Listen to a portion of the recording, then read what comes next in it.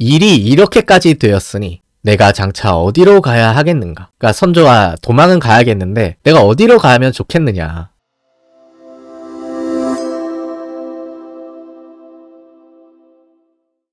그로부터 또 시간이 지나서 1767년 8월 26일이 되었습니다. 이때도 세손인 정조가 이 김종수로부터 수업을 받고 있었는데 이날 수업 시간에 김종수가 임진왜란에 대한 이야기를 꺼냅니다.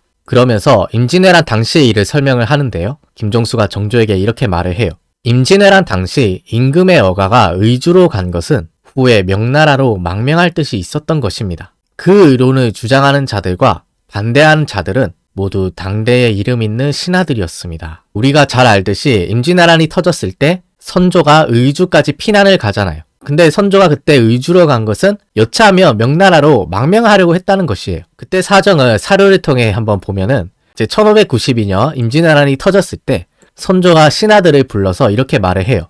일이 이렇게까지 되었으니 내가 장차 어디로 가야 하겠는가. 꺼리거나 숨기지 말고 속에 있는 생각을 털어놓고 말해라. 그러니까 선조가 도망은 가야겠는데 내가 어디로 가면 좋겠느냐. 신하들 보고 너희들 생각을 말해봐라 한 거죠. 그래서 이때 이양복이라는 사람이 선조에게 이렇게 말을 합니다. 어가가 의주에 머물만 합니다. 만약 형세와 힘이 다하여 팔도가 모두 함락된다면 바로 명나라로 넘어갈 수 있습니다. 이게 아까 김종수가 말했던 명나라 망명설이에요. 의주는 압록강만 넘으면 바로 중국이거든요. 그러니까 의주에 가서 여차하면은 명나라로 넘어갑시다. 명나라에 망명을 합시다. 이렇게 주장을 한 겁니다. 근데 이항복의 이 말에 대해서 반대했던 사람이 있었으니 그 사람이 바로 우리가 잘 아는 유성룡이에요.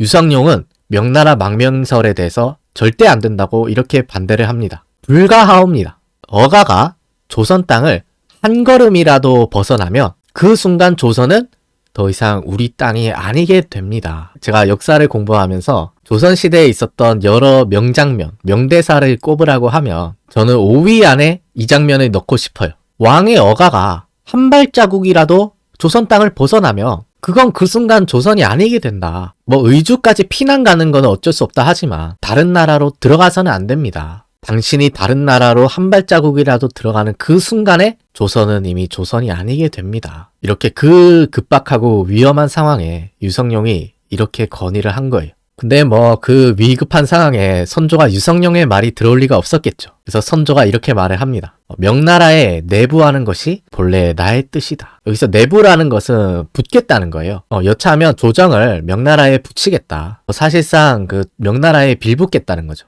그래서 김종수가 이 이야기를 꺼내면서 정조한테 이렇게 물어봅니다. 모르겠습니다만 당시 논의에 대한 저와의 생각은 어떠십니까? 이거는 김종수가 참 짓궂은 질문인 게 당신이 왕이라면 그 상황에서 어떻게 하시겠느냐?